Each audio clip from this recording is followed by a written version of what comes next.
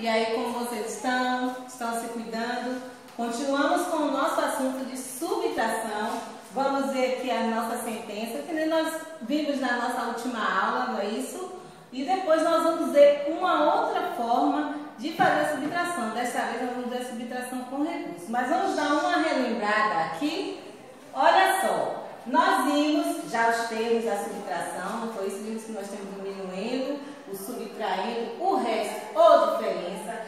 Vimos que este tracinho é chamado de menos, mas quando nós vamos fazer aqui essa subtração, você não pode falar 7 menos 10, não é isso? Porque jamais você poderia tirar 10 de 7, não é isso? Como é que você vai fazer? Como é que você vai fazer essa leitura para resolver essa sentença? Você vai falar 7 para 10, ou seja, 7 para chegar em 10. Falta quanto? Ó, falta 3, ok? Não se esqueçam de fazer a leitura dessa forma, porque assim vai facilitar na hora que vocês estiverem resolvendo as sentenças. 8 para chegar em 11. 8 para chegar em 11 falta quanto? Ó, 3. Tá vendo? Tá fácil, né? Mas lembre que a Pró falou que se vocês se confundirem e não conseguirem fazer, vocês podem pedir os auxílios dos dedos. Pois é, vocês contam com o número que você já tem, você mentaliza e continua a sequência dos seus dedos, certo? 9 para chegar em 14. Olha aqui, maior um pouquinho, não é? Quem tiver dificuldade vai fazer o quê? 9, 10, 11, 12, 13, 14. Então, 9 para chegar em 14. 5. Eu poderia também armar em uma operação estes mesmos numerais numa continha. Nós teríamos o quê? O minuendo com unidade e dezena e teríamos o subtraindo com apenas a unidade. Não é isso? Como ficaria? Você iria fazer da mesma forma a sua operação, ó. 10, tá vendo aqui? E o 7. Você vai ler de baixo para cima. 7 para chegar em 10, nós já temos o resultado. Falta, ó, 3. E você não iria precisar fazer mais nada aqui, certo? Então, 7 para chegar em 10, 3. E assim você faria com todos esses outros aqui, ok? Agora, observe que aqui, ó, nós já temos unidade e dezena, tanto no minuendo como no subtraindo. Aqui eu preciso armar a minha continha. Vamos armar e ver como vai ficar?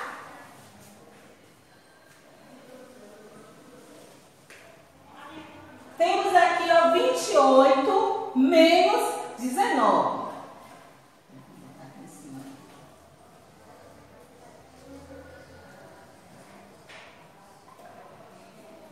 Olha só, será que eu posso falar 8 menos 9? Será que eu tenho 8? Eu posso tirar 9 de 8? Não. O que é que eu vou fazer? Da mesma forma, eu vou ler, fazer a minha leitura. 9 para, olha o que vai acontecer. Eu vou pedir um empréstimo. Vou emprestar aqui, ó, uma dezena. E como é que eu vou ler esse 8? Eu vou ler 18. Se ele ganha uma dezena, nós vimos que a dezena é 10. 10 mais 8, 18, não é isso? Então, como eu vou ler aqui? 9 para chegar em 18. Quanto falta? Olha o auxílio dos dedinhos, se vocês não lembrarem facilmente. 9 para chegar em 18. 9, 10, 11, 12, 13, 14, 15, 16, 17, 18. Então, 9 para 18, 9. Se este aqui ganhou uma dezena, ó, aqui recebe mais 1. O que que eu vou fazer? 1 mais 1, vou somar, ó. 1 mais 1, 2. 2 para 2, 0. pode colocar o 0 aqui ou pode deixar sem ele, certo? Porque na hora que você ver o seu resultado da continha, não vai alterar com 0 ou sem ele, ok? Tá difícil? Vamos ver o outro numeral. Vou apagar, parece. 2 menos 29. Olha só como nós vamos ler. 9 para chegar em 12. Por que 12 Pro? Porque este 12 aqui eu não posso tirar 9 de 2. Então ele ganha uma dezena. Por isso eu leio 12. 9 para chegar em 12. Ó. 3. Este 2 aqui automaticamente ganha mais 1, não é isso? 2 mais 1, 3. 3 para chegar em 7, 4. Estão entendendo? Vamos a mais um. 36 menos 28. Olha aqui. Como eu vou ler? Da mesma forma, ó. 8 para chegar em 16. Eu não posso parar 6 menos 8. Então, 8 para chegar em 16. 8, 9, 10, 11, 12, 13, 14, 15, 16. Olha só. Ó, 8. Desculpa, gente. 8 para chegar em 16. 8. O 2 aqui ganhou mais 1, ó. 2 mais 1, 3. 3 para 3, falta alguma coisa? Não. Então, ó, nada, certo? Agora vamos ver uma continha com a unidade, dezena e centena. Estão entendendo? Vamos lá? Então, aqui nós temos 3 continhas diferentes, 3 novas operações. Nessas duas primeiras, nós temos unidade, dezena e centena. Nesta terceira aqui, nós temos unidade, dezena, centena e unidade de milhar. Olha só como nós vamos fazer. Lembre-se sempre, né? De baixo para cima. Este número, por ser menor, vai ganhar uma dezena. Como eu vou ler? 9 para chegar em 17. Ó, vamos lá? 9, 10, 11, 12, 13, 14, 15, 16, 17. Então, 9 para chegar em 17, 8, ok? O 3 aqui embaixo, ó, logo na sequência, vai ganhar mais 1. 3 mais 1, 4. 4 para chegar em 5, falta quanto? 1, ok? E 1 para chegar em 3, falta 2, certo? Vamos aqui ao seguinte. 4 para chegar em, se eu tenho 1, eu vou ganhar uma dezena. Nós vamos dizer que ele é 11. 4 para chegar em 11. Quanto será que vai dar? Vamos lá. 4, 5, 6, 7, 8, 9, 10, 11. Ó. 7. Tá vendo aí? Vai 1 para aqui, ó, mais 1 para o 3. 3 mais 1, 4. O que vai acontecer com esse 2 aqui? Que eu não posso tirar, já que aqui virou 4 e aqui é 2, eu não posso tirar 2 de 4, não é isso? Então, ele vai ganhar uma dezena, será 12. 4 para chegar em 12, 8. Ok. E aqui o 2 vai ganhar mais 1. 2 mais 1, 3. 3 para chegar em 9, 6. Por que aqui é...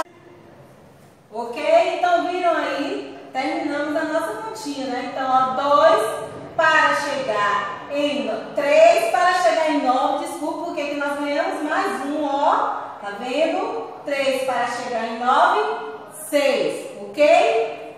Agora vamos ver essa daqui, que nós temos unidade de milhar, centena, dezena e unidade. Vamos seguir sempre o mesmo ritmo, sempre de baixo para cima. Lembrando que quando o número, aqui no diminuindo, ele é menor, você tem que emprestar ele em uma dezena, certo? Então vamos lá. 4 para chegar em 13. Se ele ganhou uma dezena, ele vira o quê? 13. Então 4 para chegar em 13, ó. 5, 6, 7, 8, 9, 10, 11, 12, 13. Então, 4 para 13, 9. Ok? Olha aqui, este 1 ganha mais 1 automaticamente. 1 mais 1, 2. 2 para chegar em 9. Falta quanto para fazer esse, ó? 7. Ok? E agora aqui, ó, 2. Eu posso contar aqui, ó. Vou precisar acrescentar mais algum? Posso, não é? Para chegar em 7, quanto é que falta? 2 para chegar em 7, 5. E agora, ó, 7 para chegar em 8, 1. Ok? Essa foi a nossa aula de matemática. Façam as suas atividades e assistam as nossas videoaulas. Continuem se cuidando, certo? Um recadinho e fiquem agora com a nossa aula de geografia. Beijos, continuem se cuidando.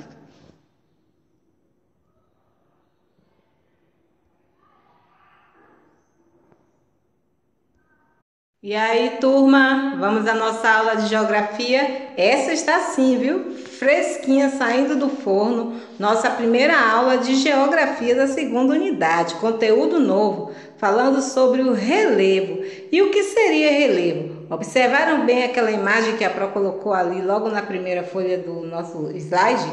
Pois é, a crosta terrestre, lembram o que é crosta terrestre? Espero que sim, viu? Ela é irregular, apresenta diferentes formas, ela não é toda igual, ela não é toda plana, certo? Então ela apresenta desenhos diferentes, digamos assim. Então por isso podemos dizer que a crosta terrestre é irregular. Essas diferentes formas nós damos o nome de relevo ou acidentes geográficos. O que seria relevo então? Relevo é o conjunto das diferentes formas da superfície da Terra.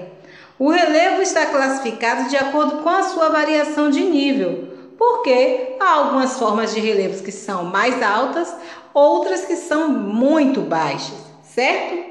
Então, entre os fatores responsáveis por modelar, por dar forma ao relevo, a crosta terrestre estão os vulcões, os terremotos, o clima, a chuva, as geleiras, os ventos e a ação do próprio homem. Esse aspecto físico ele é de importância fundamental para a realização das atividades humanas, porque nós vimos o quê? Que o homem ele modifica a paisagem, ele modifica muitas vezes o desenho do solo, aquele lugar onde ele foi morar, foi habitar, onde tinha matas densas, né, florestas, ele desmatou, às vezes tinha uma pedra enorme, uma montanha, ele a conseguiu perfurar para fazer um túnel, modificou para fazer algum determinado local, para fazer um viaduto, não é isso? Então, a ação do homem também causa essas modificações e muitas das atividades humanas também dependem justamente dessas diferenças do solo, porque é de acordo com as diferenças do solo que o homem vai poder construir casas, construir fábricas, rodovias, residências. Isso influencia muito, não é? Então nós precisamos estar atento a todos esses aspectos físicos da crosta terrestre. Tipos de relevo. Quais são os tipos de relevo? Nós temos planície, planalto, montanha, monte ou morro, serra ou cordilheira, vale ilhas, dunas e restinga. Como planície, olha que é para você ir, bonita essa imagem, né? Ei, que vontade, nunca mais, né? Aí só quando chegar o verão e esse Covid cair fora, não é isso? O que são planícies? Planícies são terrenos planos com pequenas ondulações, né? Nós poderíamos dizer, se você estivesse lá no primeiro ano ou no segundo ano, que planície é um terreno plano, não é isso? E baixo, bem próximo do nível do mar. É o que vocês estão vendo aí. Nós temos a imagem da praia do Guaimbim, que fica aí aqui no município de Valença, entre a Ponta do Curral e o Rio de Quiriçá. Conta com 20 quilômetros de litoral. É uma extensa planície com ecossistemas de restinga e manguezais. Então, a praia do Guaimbim é um exemplo de planície, ó, pertinho de vocês. E sei que muita gente gosta de ir para essa praia aí, viu? Planaltos são relevos marcados pela variação de altitude, apresentando formas distintas, como serras, morros, vales, chapadas. E em geral, os planaltos há um processo de erosão, ou seja, causada pela água das chuvas ou pela ação dos ventos. Aí nós temos o exemplo da Chapada Diamantina. Observe que o planalto é um terreno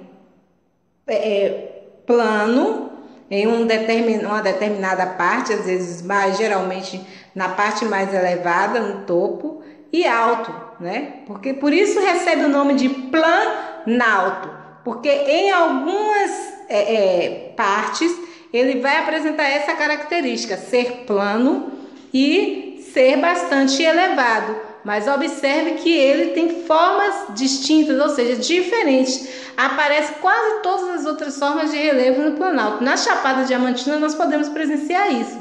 Além disso, é justamente nesses locais que nascem as quedas d'água, né? Nascem as quedas d'água.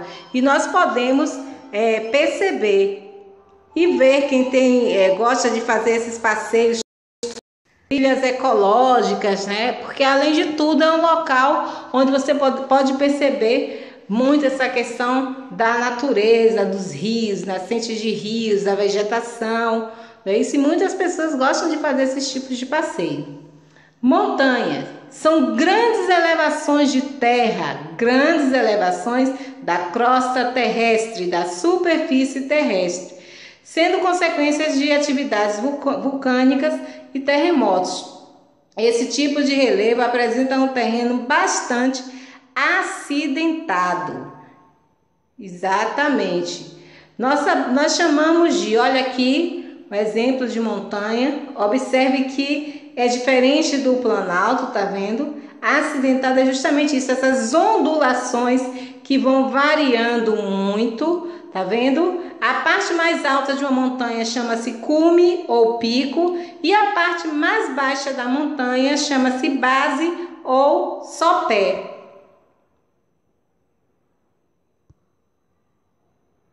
Monte ou morro são pequenas elevações de terra, ou seja, são elevações de terrenos menores que a montanha, bem mais baixo. Serra ou cordilheira é o conjunto de montanhas, são várias montanhas juntas, não é isso? Aqui na América do Sul nós temos o exemplo da Cordilheira dos Andes. Ela é muito extensa, ela abrange 7 países da América do Sul: Argentina, Venezuela, Peru, né? Não vou citar todos, mas para vocês saberem do tamanho, que é uma cadeia de montanhas, ou seja, serra ou cordilheira, que abrange 7 países da América do Sul. É a cadeia de montanhas mais extensa, né, do globo terrestre, ok?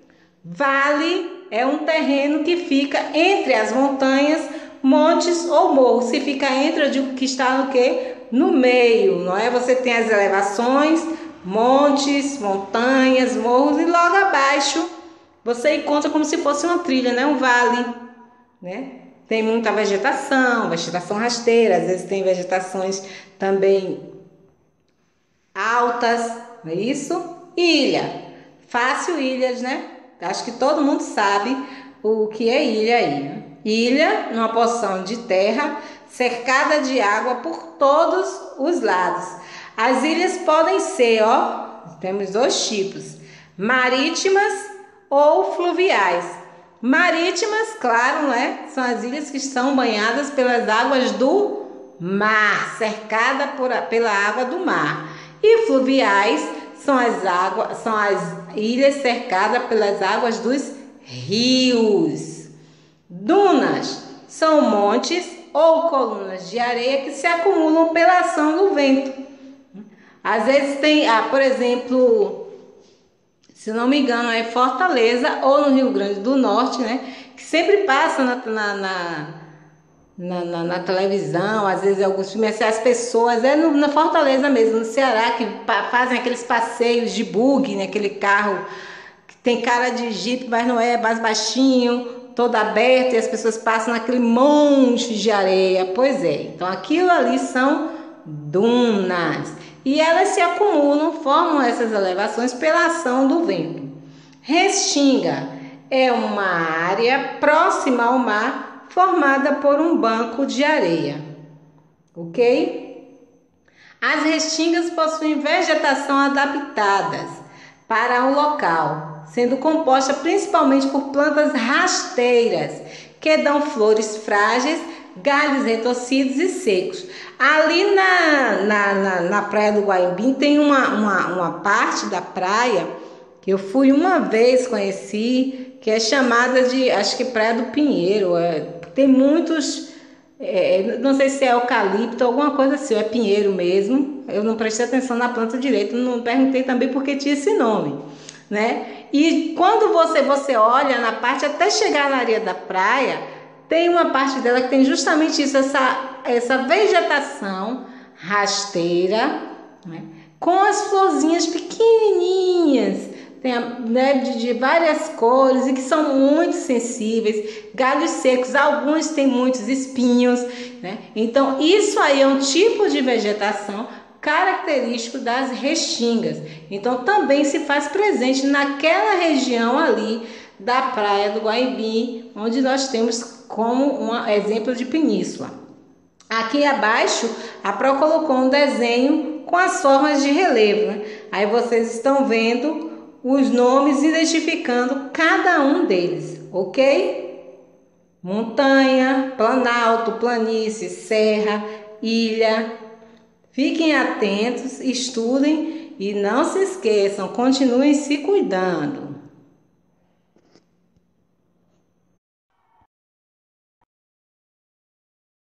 Se cuide, continue em casa. Dia 30, terça-feira, estaremos de volta. Beijo! Nossa aula de ética, vamos lá? Olha só que imagem linda, não é? Que paisagem maravilhosa. Na realidade é um grande presente do Criador, né? Um grande presente de Deus.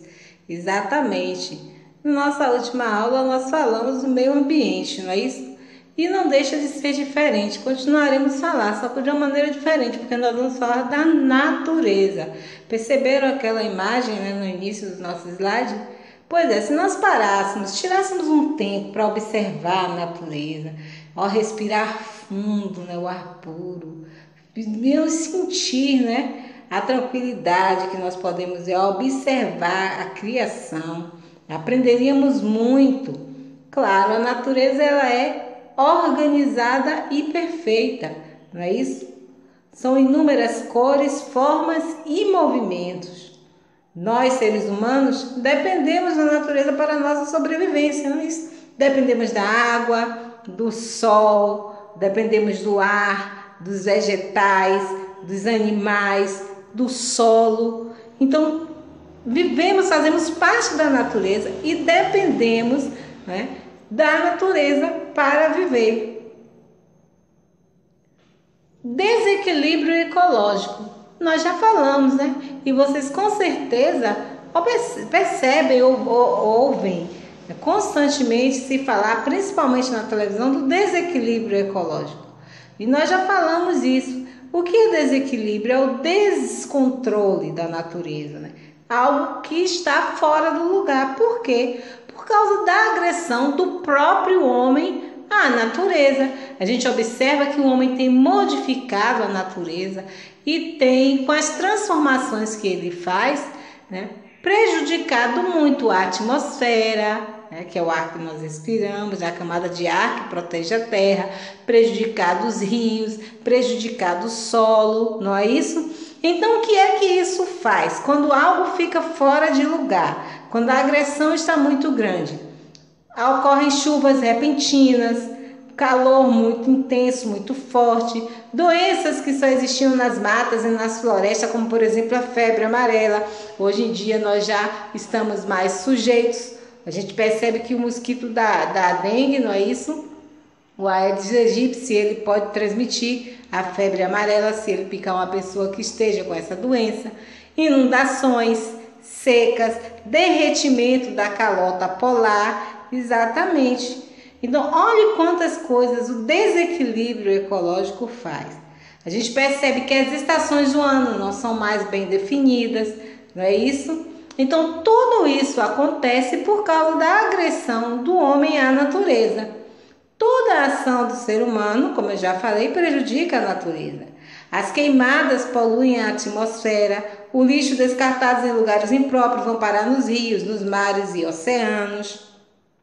As garrafas PET, por exemplo, que vocês compram refrigerantes, sucos, né, e muitos outros produtos que entram no nosso lar, eles não se decompõem, ou seja, eles não se desmancham, se deterioram facilmente na natureza. Eles são responsáveis pelos entupimentos dos canais e lagos. Os plásticos, as sacolas plásticas, são responsáveis pela morte de muitos animais aquáticos. Decomposição de alguns materiais da natureza. Eu coloquei aí para vocês verem quanto esses lixos demoram para decomporem na natureza. Papel toalha, 2 a 4 meses. Caixa de leite, 2 a 3 meses. Corda de fibras orgânicas, 3 a 4 meses. Palitos de fósforo, 4 a 6 meses. Tampinhas de garrafa, 100 a 500 anos. Observem, muito tempo, não é? Pilhas e baterias, 100 a 500 anos. Lata de alumínio do refrigerante ou da cerveja, de 100 a 500 anos também. Caixa de papelão, 3 a 6 meses. Garrafas de plástico, que são justamente aquelas garrafas que vem que boa, desinfetante, tudo mais. Cerca de 400 anos. E pneu de borracha, pneu dos carros, tempo indeterminado. Coloquei aí a imagem do pneu. O que é um tempo indeterminado? Ele não tem um prazo, uma data determinada, estabelecida, que ele vai se decompor, vai se deteriorar, porque ele fica ali durante muito tempo, né? Então, o ideal seria que esses pneus velhos, eles fossem para locais apropriados e para que se pudessem evitar a poluição do solo por muito tempo, né? Então, há os lugares onde se faz a reciclagem, que esses pneus podem ser transformados em vasos de plantas, em sandálias, né, e muitas outras coisas que podem ser aproveitadas. O meio urbano, olha aí, um dos grandes motivos para que a natureza, né, possa ser, cause-se esse desequilíbrio da natureza, haja esse desequilíbrio ecológico, é justamente o meio urbano, né, a cidade. O ser humano, ele faz coisas maravilhosas. E a gente viu que desde a história, né, o início da história da humanidade, o homem tem modificado as paisagens, o meio, tem criado coisas, transformado muitas coisas para o quê? Para o seu bem-estar, para viver melhor. Mas, infelizmente, muitas dessas modificações causaram danos para a natureza. Então, o homem constrói pontes, ruas, prédios, praças, shoppings, vários hospitais, universidades e centros comerciais. Isso nós encontramos aonde? Na cidade, justamente no meio urbano. Então, o que é o meio urbano? É o local onde nós encontramos muita zoada, muita movimentação, trânsito intenso, as pessoas só andam correndo, não tem tempo para nada, estão sempre atrasadas, a poluição é muito grande, então é isso por causa do número grande de carros. Então o meio urbano, nós podemos perceber tudo isso. Na cidade também encontramos bairros menos movimentados, encontramos sim, geralmente são alguns bairros nobres, não é isso? Eles são menos movimentados, casas grandes com jardins, calçadas, e você encontra um pouco mais de tranquilidade.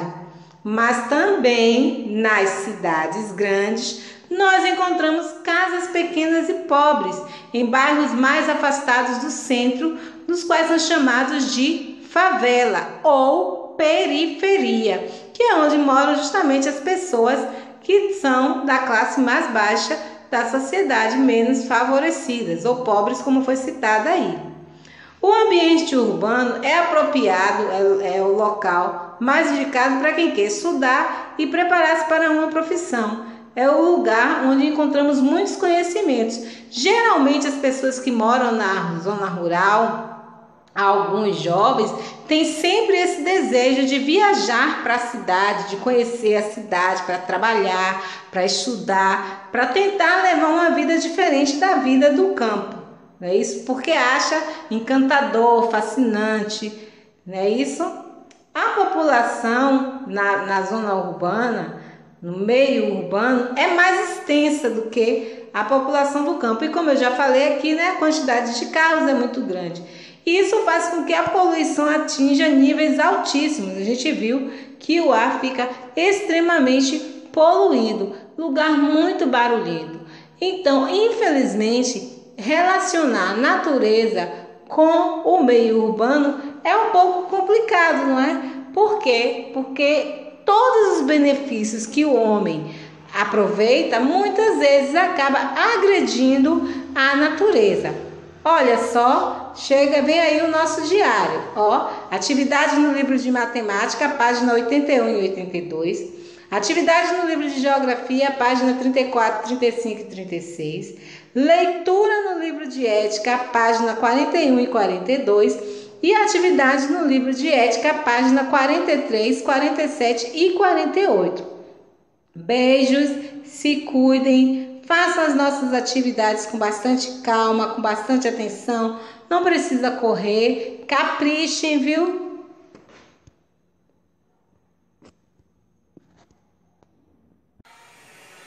E aí, turma? Olha só, estamos dando uma paradinha, um pequeno intervalo, exatamente, nas nossas aulas. Mas logo, já na próxima semana, dia 30 de junho, terça-feira, estaremos de volta com todas as nossas aulas e atividades, certo? Agora, o que é que vai acontecer? Aquele momento que talvez vocês estivessem esperando para acontecer na escola, saírem de férias, para ir para a casa da vovó, para viajar para a roça, não teve na escola, mas vocês vão curtir, ó, com o grupo do Seduca. Dancem bastante aí, beijos, se cuidem.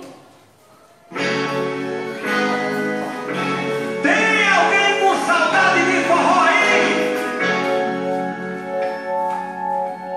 Alavanco pra tu, anarriei pra eu, tu no teu canto e eu dançando aqui no meu. Vontade boa e a saudade criança, vai ter São João, mas cada qual na sua casa. Vontade boa e a saudade criança, vai ter São João, mas cada qual na sua casa. O meu São João esse ano é diferente, vai ter tudo